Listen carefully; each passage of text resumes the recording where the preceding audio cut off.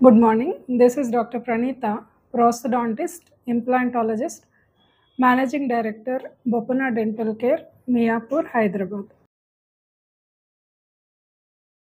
Last point to know, మీకు brace యాక్సిడెంటల్గా ఊడిపోతే ఏ రీజన్తో అయినా మీరు బ్రష్ చేసేటప్పుడు స్టిక్కీ ఫుడ్ ఎనీథింగ్ ఇమీడియట్గా మీ డెంటల్ ఆఫీస్కి ఫోన్ చేసి ఇన్ఫామ్ చేయండి. బికాస్ బ్రేస్ వన్స్ డిటాచ్ అయితే ఆ వైర్లో పెట్టిన ఫోర్స్ ఇంకా టీత్కి అప్లై అవ్వట్లేదు అని అర్థం. సో మీరు ఇమీడియట్గా అపాయింట్మెంట్ తీసుకుని నెక్స్ట్ డే వచ్చి ఆ బ్రేస్ ఫిక్సేషన్ చేయించుకుని వైర్ని మళ్ళీ అగైన్ టైట్నింగ్ చేయించుకోవాలి. So consider all these things.